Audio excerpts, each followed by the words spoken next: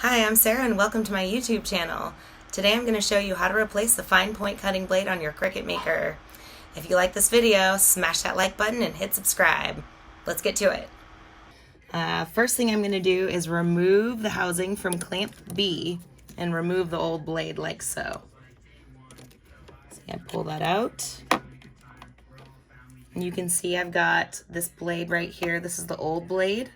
So I'm going to take the top of this right here like so, and I'm just going to push down on the top so that the blade comes out, and I'm going to very gently pull it out like so. See, I've got this old blade here.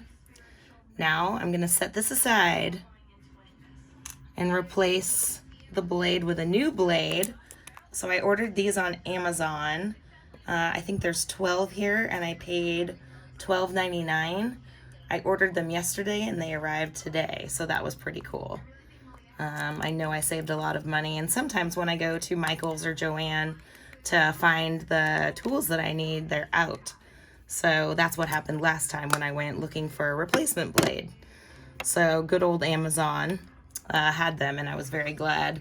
They have a bunch of different options on there. So anyway, I just took out one of these replacement blades.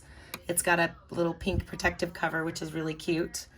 I'm going to pull the protective cover off very just gently. Hopefully. There we go. And you can see I've got a nice sharp blade here. I've tried these blades before. They're fantastic.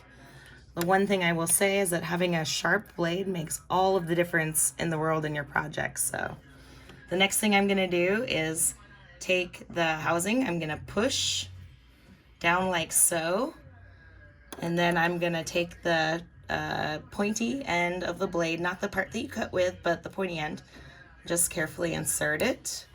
And did you see how it locked there? It's a magnet that's on the inside, I think, that makes it just lock into place. And so then you release the button and you've got your blade and it's ready to do some cuts. So next thing I'm going to do is just replace it into clamp B, back where it was. I'm going to carefully push this over like so.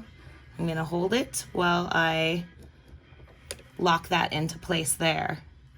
So you can see I've successfully replaced the fine point cutting tool blade.